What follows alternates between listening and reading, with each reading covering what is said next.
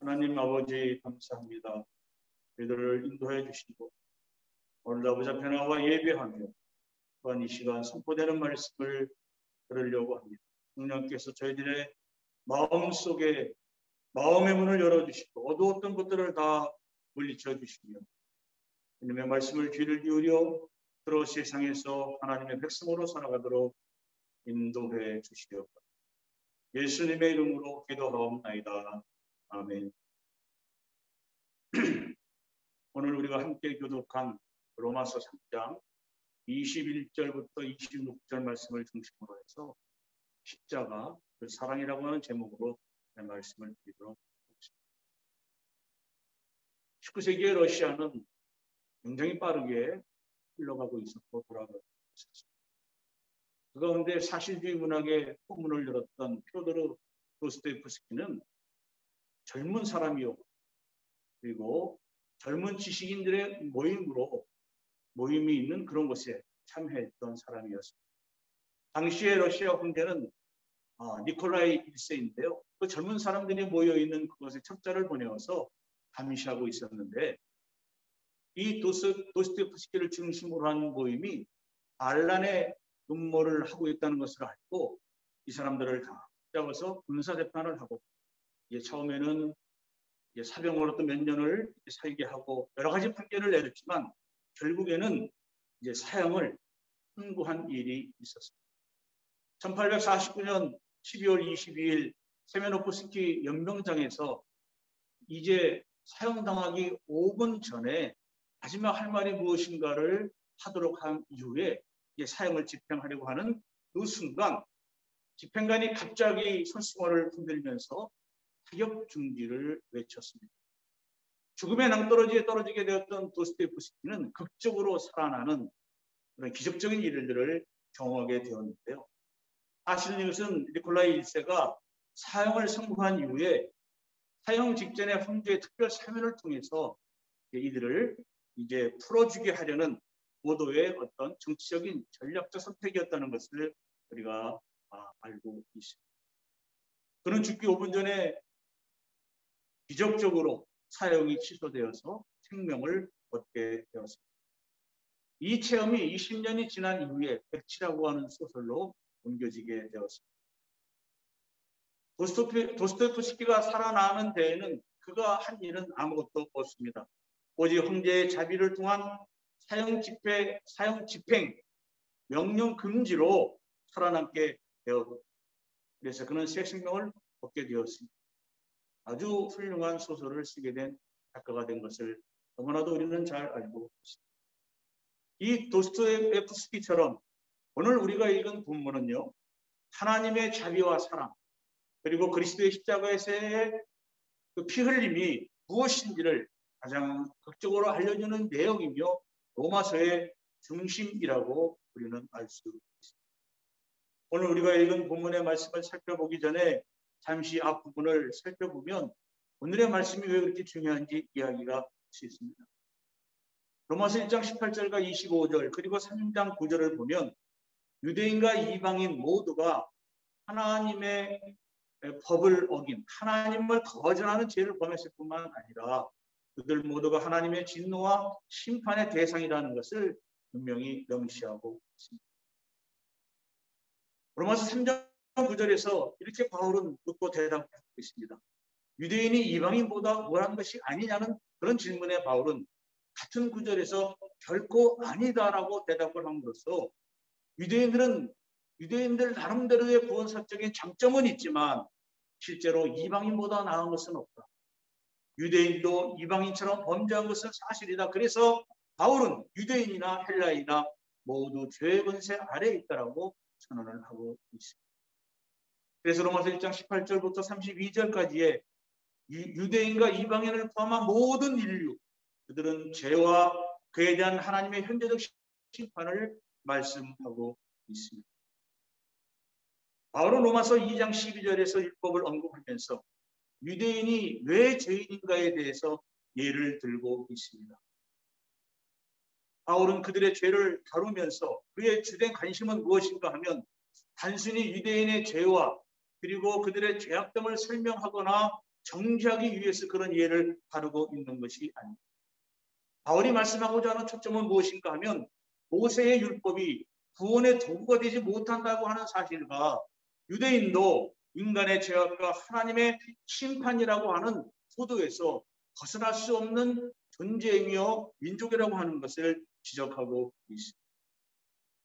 이 말씀은 우리가 읽은 본문 바로 직전에 있는 3장 19절과 20절에서 말씀하고 있듯이 모든 인류가 죄인이라고 하는 사실을 확증하고 있는데요. 더욱이 이 구절에서 인간은 하나님께 불순종한 죄인일 뿐만 아니라 죄의 세력에게 조종을 받는 노예임을 증명하고 있다고 하는 것을 꼭 기억하시기를 바랍니다. 우리들이 죄라고 하는 것을 생각할 때 어떤 추상적인 막연한 것을 생각하거나 도덕적인 것들을 생각하기 쉽지만 조금 후에 3장 23절에 나오는 모든 인간이 죄를 범하였다라고 하는 거기에서 죄를 설명할 때 자세히 말씀을 드리겠지만 우리의 모든 사람들은 죄의 세력에게 조종을 받는 존재가 되었다라고 하는 그 사실입니다. 이것은 율법을 통해 하나님의 뜻을 알고 있는 유대인도 자신들의 육체적인 한계 때문에 하나님의 뜻을 지킬 수 없어 심판을 받는다면 율법이 없어 하나님의 뜻조차 모르는 이방인들은 구원을 받을 가능성도 전혀 없다라고 하는 사실입니다. 오히려 율법은 유대인과 모든 인간들이 하나님 앞에서 죄인이며 율법의 행위로 하나님 앞에서 의로운 사람으로 여길 사람은 하나도 없다라고 확언하고 있습니다. 비록 율법이 하나님이 주신 특별한 선물이지만 율법 준수가 죄를 회개하거나 죄를 회개할 능력이나 죄를 극복할 수 있는 능력을 주지는 못한다고 하는 것입니다.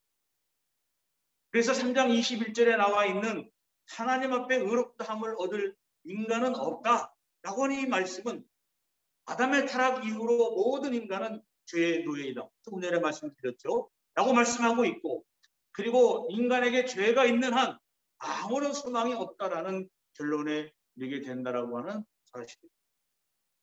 인간에게 죄가 있는 한 아무런 소망이 없다라고 하는 말씀은 무엇입니까? 인간이 하나님의 백성 되기를 거절하고 자기의 길을 걸어간다고 하는 동시에 하나님이 맺어주신 언약을 깨뜨린 자들이다라고 볼 수 있습니다. 그러니까 아담과 하나님 사이에 계약을 맺었는데 하나님은 아담에게 계약을 맺으시면서 언약을 맺으시면서 완전한 순종을 요구하셨고 그리고 아담이 완전한 완전한 그 계약을 완전한 순종을 해야 되는데 깨버림으로써 정령 죽게 되었다라고 말씀을 하고 있는데요. 이 아담 이하의 모든 사람들, 아담은 모든 인류를 대표한다고 할 때에 모든 인간을 대리하고 있는 여기에 있는 우리를 포함한 모든 인간은 하나님과의 창조 계약의 관계에 있게 되어 있었는데 그런데 아담 한 사람으로 말미암아 죄의 세력에 붙잡힘에 됨으로써 하나님의 약속을 깨버린 죄 아래 있는 인간이 되었다라고 한 것입니다. 그래서 에베소서 2장 1절에 의하면 죽은 자가 되었다라고 말씀을 하고 있습니다. 즉 허물과 죄로 죽었던 사람들이라고 말씀을 하고 있습니다.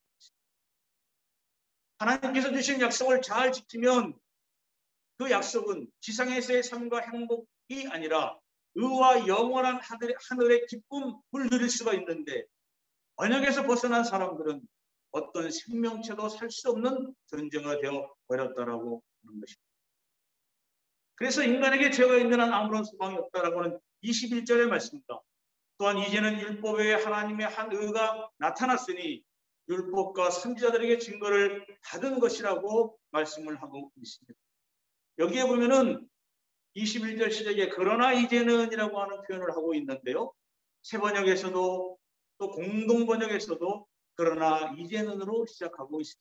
여러분들이 잘 아시는 대로 그러나라고 하는 접속사는요.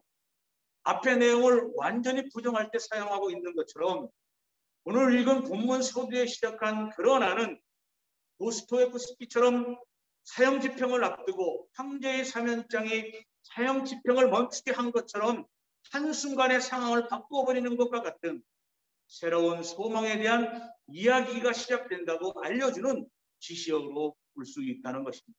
그래서 그러나 라고 시작하는 때에는 완전히 다른 국면이 시작된다. 그것은 죽은 국면이 아니라 우리에게 새로운 희망을 주는 그런 것으로 시작이 된다라고 하는 것입니다. 그리고 이제는이라고 하는 표현을 또 쓰고 있는데요.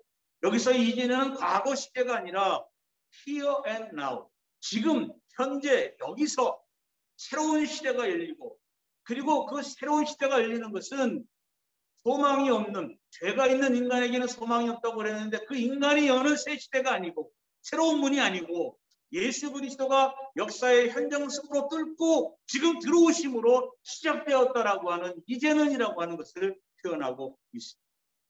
그래서 앞으로 열릴 구원의 소망은 분명하게 현재적인 구원의 소망이 있다라고 하는 것을 우리가 이해하셔야 될 줄로 믿습니다. 하나님의 의가 나타났고라고 표현하고 있는데요. 그리고 이 의는 율법과 선지자들에게 증거를 받은 것이라고 말하고 있습니다. 그것은 율법과 상관없이, 그렇지만 1장 2절부터 4절의 말씀처럼 율법과 선지자들에게 증거를 받은 의라고 하는 말씀입니다. 그러니까 하나님의 의가 하늘에서 뚝 떨어진 것도 아니고 갑자기 생겨난 것도 아니고 갑자기 만들어서 나타난 의가 아니라 이미 하나님께서 계획하신 것이고, 그리고 구약의 율법과 예언자들에게 증거를 받은 의라고 하는 사실을 분명히 말씀하고 있습니다. 그리고 나타났다라고 하는 것은요, 역사 속에서 실행되고 있다. 역사 속에서 구체적으로 진행되고 있다. 추상적이고 어떤 상상적인 것이 아니라 구속 역사의 증거로 이 세상 안에서 계속 진행된다라는 뜻으로 우리들에게 설명해 주고 있습니다. 그러면 하나님의 의가 무엇인지 살펴보도록 하겠습니다. 하나님의 의는 현재적인 실존에서 소망이 없어 죽어있는, 그래서 종말에 처한 의인을, 종말에 처한 죄인을 의롭다고 선언하는 하나님의 구원 행동을 하나님의 의라고 말할 수 있습니다. 아까 말씀드린 대로 죄 안에 있는 인간은 소망이 없는데요. 그 소망이 없는 죄인인 인간을 의롭다고 선언하시는 하나님의 의라고 설명할 수가 있고, 또 다시 말씀드리면 하나님의 신실하신 모습이라고 우리가 말씀드릴 수가 있습니다. 그리고 그 의는 하나님의 새로운 창조 활동으로부터 시작되고 있고요. 그래서 하나님의 의는 죄인을 불러서 의롭게 해 주심으로써 인간 속에 잃어버렸던, 타락되어 버렸던 하나님의 형상을 회복하고, 그리고 하나님의 새로운 창조를 이루는 하나님의 일꾼으로 사용된다라고 하는 그런 것을 말씀해 주고 있습니다. 사랑하는 여러분, 이 의는 우리들 스스로의 노력과 성실함에 의해서 생겨나는 것은 결코 아닙니다. 이 의는 오직 하나님의 자유로운 은총에 의해서 주어지는 선물이라고 하는 사실을 꼭 기억하시기를 바랍니다. 그러니까 하나님의 의는 하나님의 능력이요, 하나님의 구원하시는 행위라 하는 말씀입니다. 이런 하나님의 능력이 함께할 때 인간은 하나님의 은혜로 말미암아 종말론적인, 다시 오실 종말론적인 하나님의 의로 인하여 이미 구원의 선물을 경험하게 된다라고 하는 것입니다. 이게 무슨 말씀인가 하면, 인간에게 현재 놓여져 있는 실존의 존재는 우리가 육체로는 살아있는 것 같지만 하나님과의 영원한 관계가 끊어져 버렸고 영과 육이 분리되어 있는 죽어있는 죽음의 상태에 있지만, 하나님의 의로 말미암아 구원의 선물을 지금 이 자리에서 경험하고 체험한다라고 하는 사실입니다. 바울은 이것을 22절에서 이 의가 예수 그리스도를 믿는 믿음을 통하여 오는 것이라고 분명히 말씀하고 있습니다. 그래서 우리가 생각해 보아야 할 것은요, 예수 그리스도를 믿는 믿음이 어떤 의미가 있는지 굉장히 중요하다고 하는 사실입니다. 그래서 내가 예수를 나의 구주로 믿습니다, 나의 구세주입니다, 예수 믿고 천국 갑니다, 이런 단순한 사실에 있다라고 하는 것이 아니에요.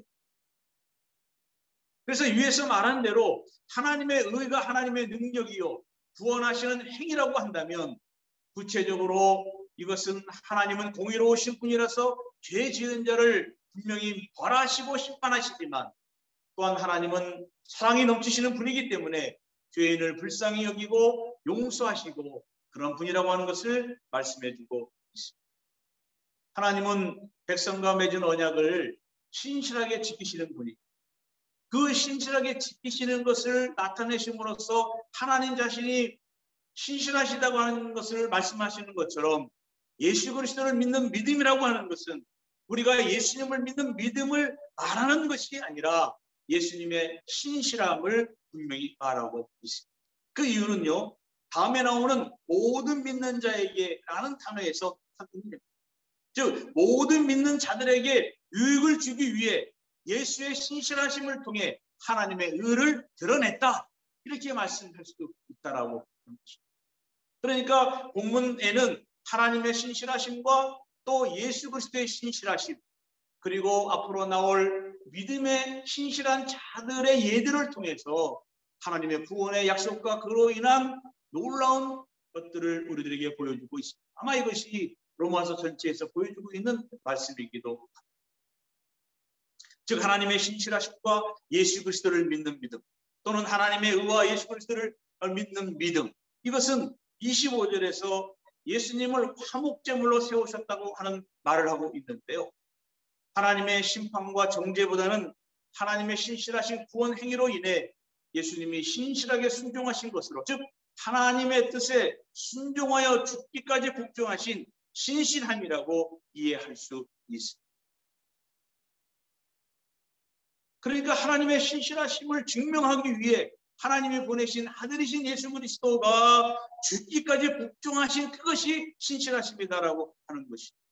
그래서 하나님이 예수님을 보내신 구원의 신실하신 행위가 예수 그리스도의 신실하신 순종하심을 모든 믿는 자에게 차별이 없이 구원을 얻게 된다라고 말씀하고 있습니다. 즉 우리의 믿음 이전에, 우리가 예수 그리스도를 믿는 그 믿음 이전에 그리스도의 신실하신 순종이 있었고, 그 이전에 하나님의 신실하신 언약에 근거한 사랑이 있었다라고 하는 것입니다. 우리 인간들은 수도 없이 배반하고 배신하고 자기 마음대로 살아갑니다. 그것은 로마서 1장에서 수도 없이 표현을 하고 있죠. 오죽하면 상실한 대로 내버려 둔다는 그런 표현을 하고 있지 않습니까? 그런 우리들을 위해서 하나님은 자신의 신실하신 의를 위하여 예수 그리스도를 보내주시고, 예수 그리스도께서 십자가에 죽기까지 신실하심을 보여주심으로 그것을 모든 믿는 자에게 구원의 효력이 있도록 하셨다라고 하는 사실입니다. 그런데 여러분, 오늘 23절 말씀을 보면은요, 인간의 본래적인 모습을 말씀하고 있습니다. 모든 사람이 죄를 범하였다라고 표현하고 있습니다. 그래서 사람은 하나님의 영광에 미치지 못하였다라고 표현하고 있죠. 여기서 보면 모든이라고 하는 뜻은요, 누구는 죄를 안 짓고 누구는 죄를 지었다라는 것이 아니라 예외 없이 사람은 모두 죄를 지었다라고. 그렇다면 여기서 죄가 과연 무엇일까를 생각을 좀 해봐야 되는데요, 죄로 쓰여진 헬라어는 하마르티아라고 하는 단어를 쓰고 있습니다. 즉 우리 성경에 나오는 죄뿐만 아니라 그리스 로마에 나오는 그런 비극적인 그런 것들이 있지 않습니까? 비극적인 그런 책들이 있잖아요. 그런 것들에 보면 인간의 어떤 죄성에 대해서 표현하는 것이 하마르티아나 휘브리스, 즉 교만, 이런 것들을 표현하고 있는데요. 특히 여기서는 하마르티아라고 하는 이 죄를 사용하고 있는데 그 뜻이 무엇이냐? 우리는 너무나 잘 알고 있습니다. 많은 사람들이 빗나간 상태 또는 표적을 벗어났다라고 하는 뜻으로 대부분 다 알고 있을 거예요. 그래서 어떤 표적 정 가운데를 맞추지 못함, 그래서 그 표적을 빗나가는 것이 죄라고 말씀하는데 그것이 무슨 뜻이냐 이거예요. 이것이. 그러니까 하마르티아로 표현되는 표적을 벗어났다, 빗나간 상태라고 하는 이 죄라고 하는 정의하는 것을 23절 하반절에 보면 하나님의 영광에 이르지 못하더니라고 하는 단어와 이렇게 연결지어서 생각해 보면 죄라고 하는 것을 분명히 알 수가 있습니다. 즉 하나님의 인간을 창조할 때 가지셨던 목적에 도달하지 못한 상태, 이것이 죄라고 하는 것입니다. 즉 하나님은 인간을 에덴 동산에서 인간을 지으시고 하나님을 영원토록 찬송하도록 예배하는 존재로 지으셨는데 하나님을 예배하지 않는 불순종을 말하고 있습니다.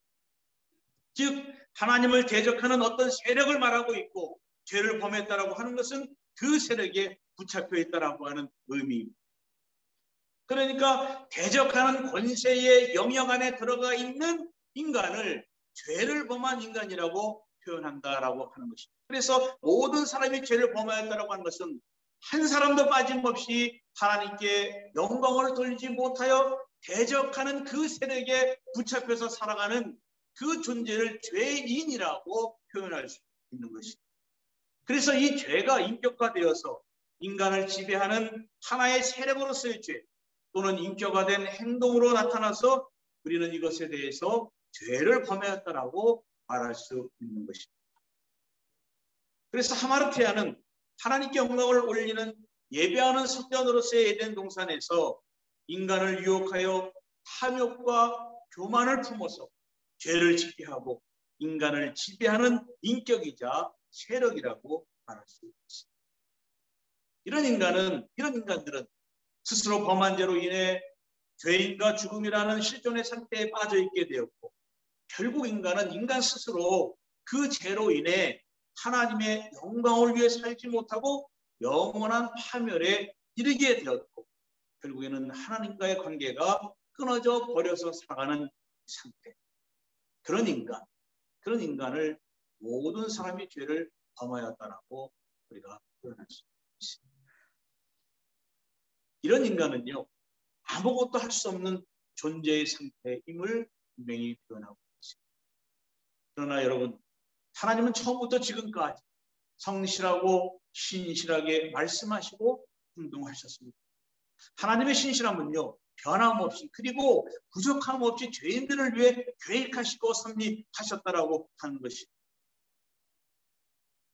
그런데 처음 지어진 인간은 하나님을 닮아서 지혜롭고 의롭고 거룩하고 또 능력이 있었고요. 또 하나님의 본질에 가까운 그 특성들을 가지고 하나님과의 교제를 잘 나누고 살았는데요. 죄로 인해서 하나님의 이러한 거룩함의 본질을 잃어버리게 되었고, 하나님과의 관계가 끊어져 버렸고, 결국은 하나님의 영광을 잃어버리게 되었다. 즉 하나님과 같은 신적인 삶을 잃어버렸다라고 하는 거죠. 그래서 모든 사람이 죄를 과거에 범한 것이 지금 현재 하나님의 영광에 이르지 못하던 일이라고 하는 것이죠. 즉 인간이 저지른 과거의 사건이 현재까지 계속해서 영향을 미치고 있다라고 하는 의미입니다. 한 인간으로 대표되는 아담의 그 죄가 오늘날 우리에게까지 미치게 되어 있고 영향을 끼치게 되었다라고 하는 사실입니다. 또한 하나님의 영광이라고 하는 말은요, 영원한 생명, 하늘에서 기대하는 빛나는 영광, 하나님의 가시적이고 빛나는 임재, 그리고 타락할 때 아담에게서 취해진 빛이 종말의 때에 다시 회복되는 그 빛남, 그리고 찬양, 광채, 이런 것을 우리가 생각해 볼 수 있는데요. 죄로 인해서 훼손되고 오직 인간이 하나님의 신실한 언약을 깨버리고 스스로 도망쳐서 숨어버린 그 인간은 비참하게 되어서 하나님과의 교제가 끊어지게 되었고 죄의 노예가 되어버렸다. 죄의 세력에 붙잡힌 바 되어서 혼자서는 도저히 나올 수는 없는 타락한 존재가 되었다라고 생각해 볼 수 있습니다. 이런 인간은 더 이상 아무것도 할 수 없습니다. 더 이상 살아날 수 있는 길은 없습니다.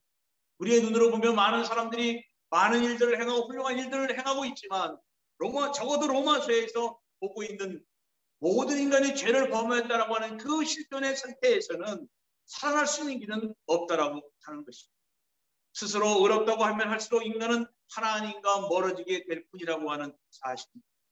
하나님을 내가 알아서 섬길 테니까 라고 말하면 말할수록 그런 분은 하나님이 아니고 인간들이 만들어 놓은 다른 신일 뿐이라고 하는 사실. 소망이 없어지게 되었습니다.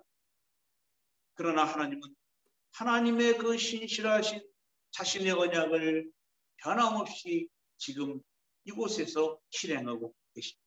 그것이 24절입니다. 그러나 사람은 그리스도 예수 안에서 얻는 구원으로 말미암아 하나님의 은혜로 값없이 의롭다는 선고를 받습니다. 라고 말씀하고 있습니다. 소망이 없던 우리들은 예수 그리스도 안에 있는 성령으로 말미암아 우리에게 값없이 의롭다고 여김을 받게 됩니다. 이것이 하나님의 은혜입니다. 즉 하나님은 우리를 위해서 예수님을 속량의 값으로 지불해 주셨다라고 하는 것입니다.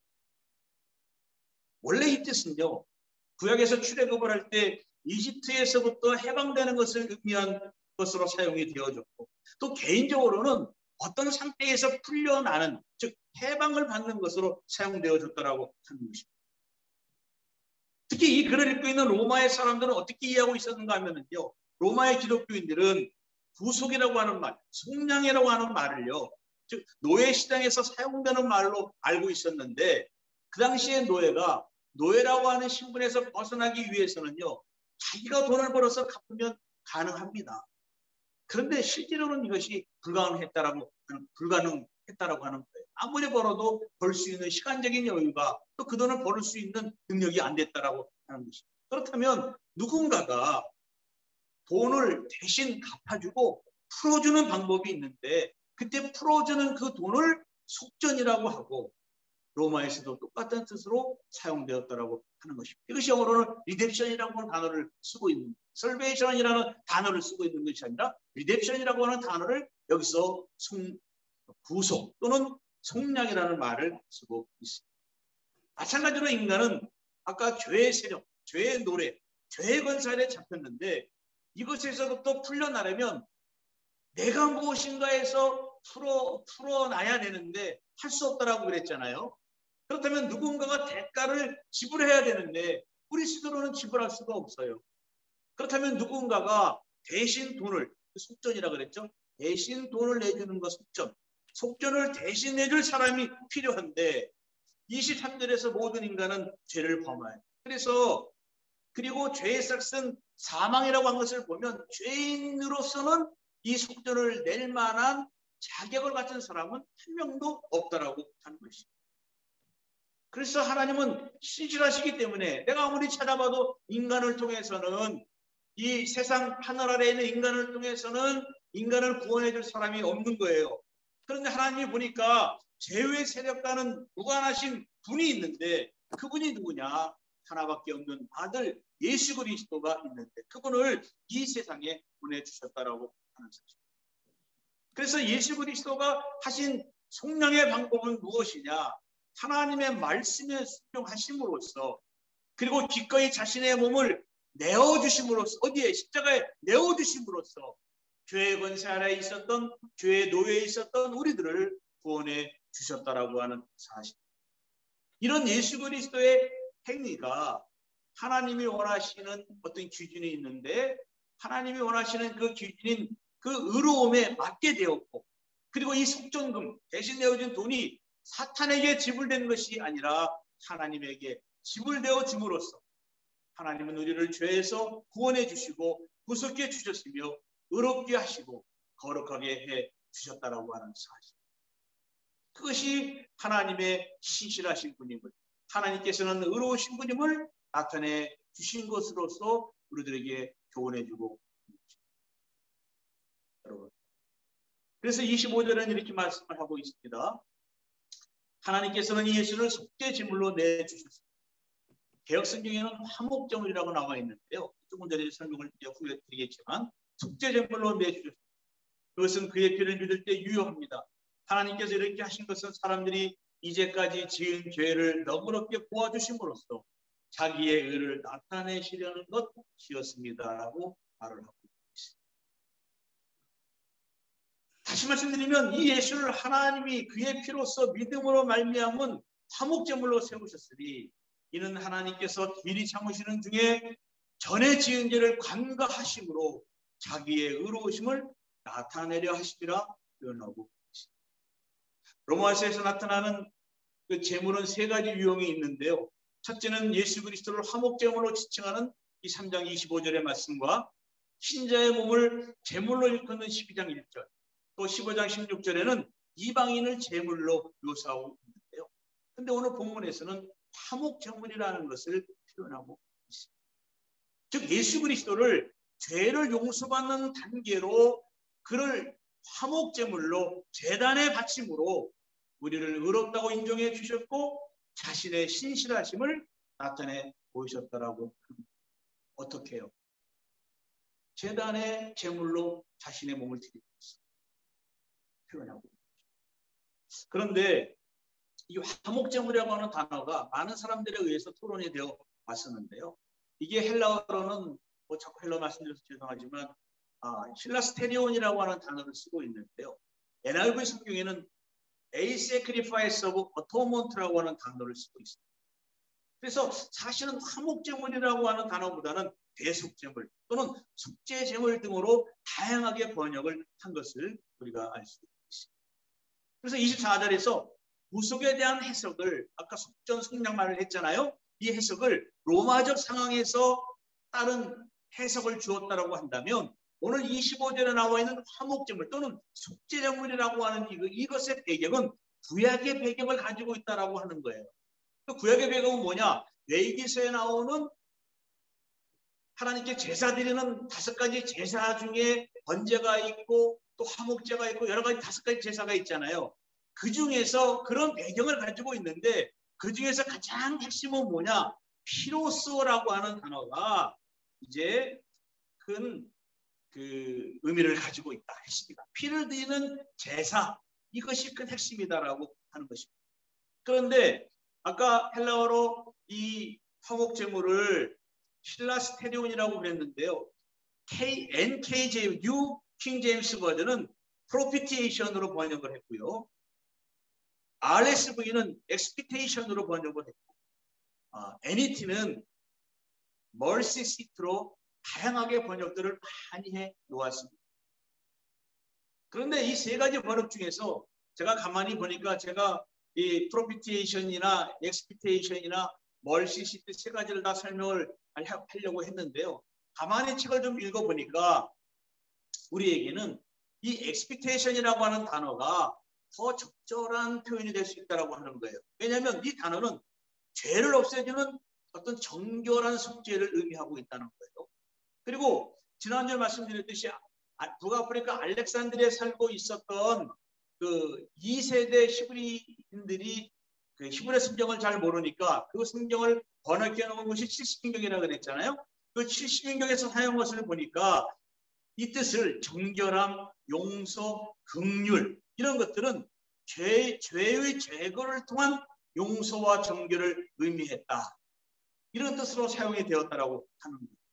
특별히 신학에서도 보면은요, 정결을 뜻했고 또 요한일서에서는 죄와 함께 사용되는 것을 통해서 정결의 의미를 짐작할 수 있고 또 요한일서 1장 10절에서도 이것을 이제 지지해주고 있는데 뜻은 정결적 속죄다라고 표현할 수 있는 것입니다. 그러니까 그리스도의 죽음을 하나님의 징벌을 받는 것이 아니라 우리의 죄를 씻어버리고 덮어버리는 제사로 해석하는 것이 적절하지 않냐 이렇게 생각해 볼 수 있다라고 하는 것입니다. 특히 1장 18절부터 31절에 나오는 것들과 생각해서 보면은 속죄의 가능성이 있을 수도 있다라고 하는 것이고요. 조금 더 자세히 설명을 드리면 하나님의 의라고 하는 것이 죄를 벌주고 의를 상주는 법정적인 개념으로 의해서 예수 그리스도의 죽음이 우리 죄를 대신해서 하나님의 진노를 받음으로써 그 진노를 풀어버리는 제사로 해석하는 그런 것도 있을 수 있다라고 하는 것입니다. 그래서 여러분 하나님은요 자기의 의로우심을 나타내시기 위해서 자기의 아들 예수 그리스도를 십자가에 못 박히게 하여 벌을 받게 하심으로써 자기 의를 증명하면서 동시에 죄인들은 우리를 용서하시고 의인이라 칭할 수도 있게 하신 것이다 라고 하는 그런 설명도 드릴 수가 있습니다. 그런데 여기서 걸리는 것이 무엇인가 하면 하나님의 진노를 받고 진노를 풀어버리는 제사로 해석하는 것이 조금 문제가 있지만 여러분들이 여기에 대해서는 제가 자세히 설명을 드리지 않겠습니다. 중요한 것은 무엇이냐?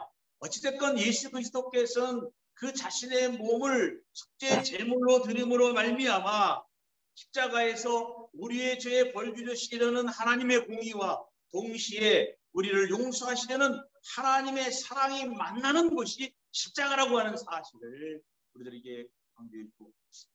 또 한 가지는 멀시시트라고 하는 단어를 쓰고 있는데요. 이 아까 필라스테온이라고 하는 이 단어가 성막 안에 가보면 성소가 있고 지성소가 있는데 지성소 안에 있는 속죄소를 가리키고 있는 것이 아니냐라고 하는 거예요.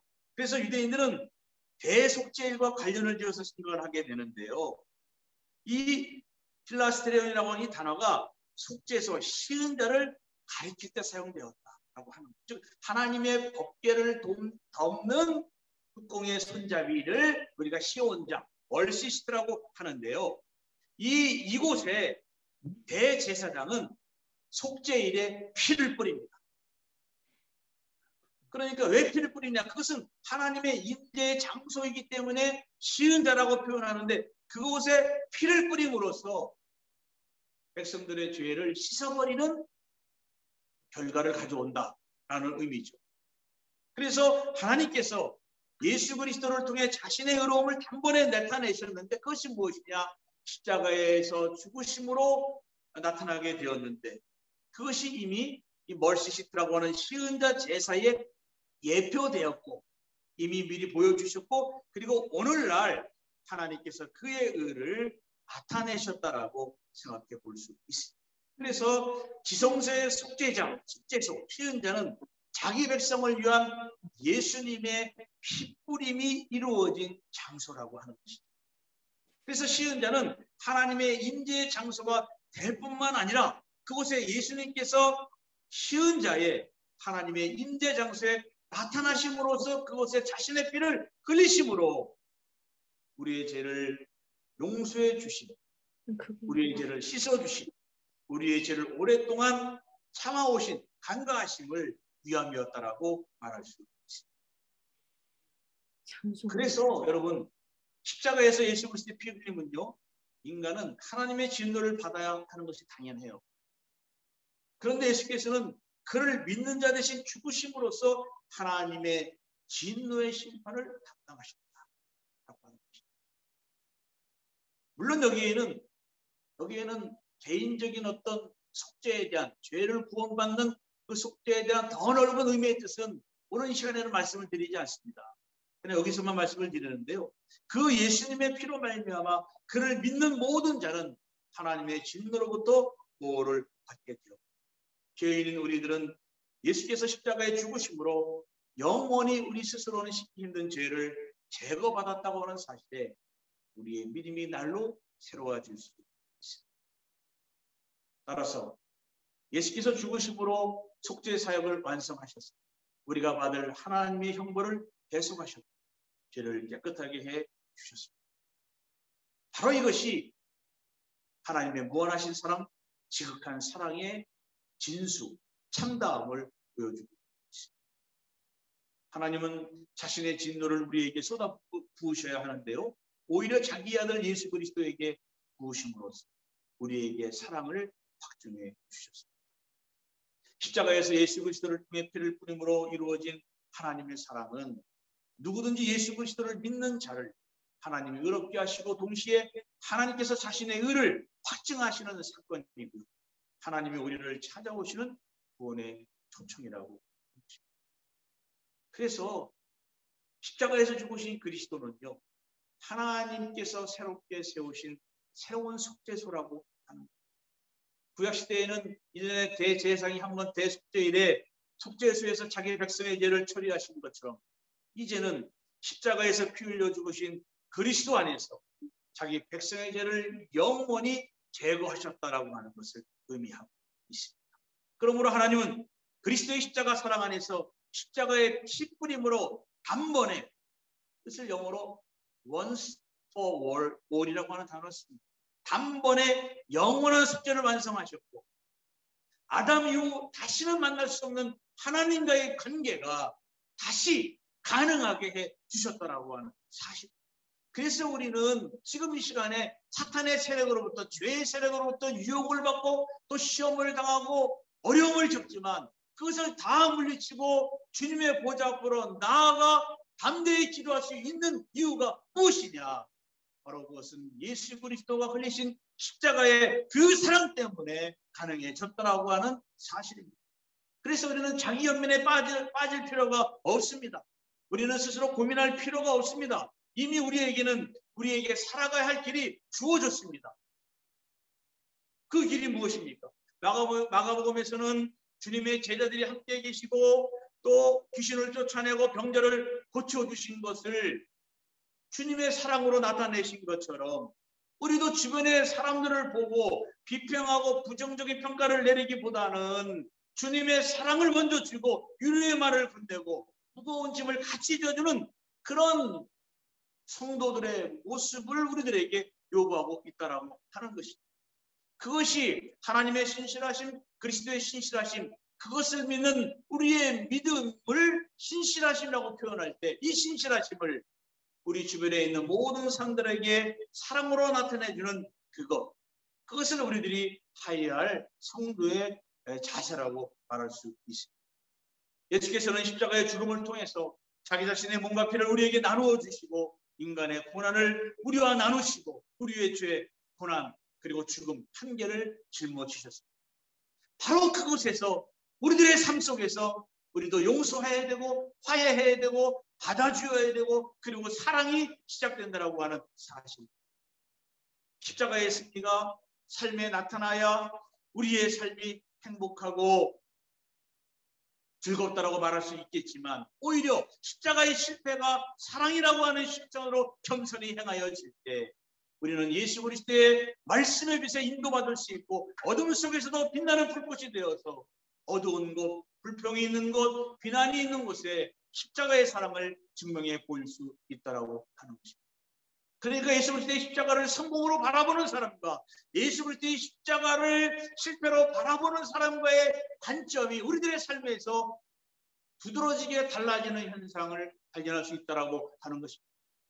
그 십자가의 성공이 욕망을 이루는 성공이 아니라 겸손한 사랑의 실패로 이루어지게 될 때 우리도 역시 세상에서 외면당하고 또 욕도 얻어먹고 또 소외도 당하고 어려움을 겪지만 그 안에 예수 그리스도의 사랑이 있다라고 한다면 십자가의 사랑이 증명될 수 있다라고 한다면 예수 그리스도의 십자가의 그 사랑은 그곳에서 아름다운 꽃을 피울 수 있게 된다고 분명히 있습니다. 예수께서 십자가를 지시고 골고다 언덕에서 십자가 위에 달리셨으나 죽음의 한가운데에서 다시 살아나시리라고 하는 신비의 사랑을 보여주고 있습니다. 그리고 제물로 바쳐진 그곳에서 기독교는 숨을 쉬고 마른 뼈가 살아나는 역사를 목격하게 되는 것입니다. 사랑하는 성도 여러분, 예수께서 피를 흘려주신 사랑은 하나님의 오래 참으신 사랑의 열매였습니다. 이런 예수님의 십자가에 피 흘리신 사랑으로 우리는 하나님과의 관계가 회복되었고 빛의 자녀가 되었기 때문에 우리도 삶의 곳곳에서 주님의 피를 흘리기까지 인내하시고 참는 화목제 그리고 속죄제물처럼 살아가시는 주의 성도들이 될 때 그곳에서 반드시 십자가의 신비가 생겨나게 됩니다. 십자가의 사랑이 피어나게 될 줄로 명입니다. 이번 한 주간도 그 십자가를 붙들고 굳세게 살아가는 주의 종들이 되시기를 주님의 이름으로 기도하겠습니다.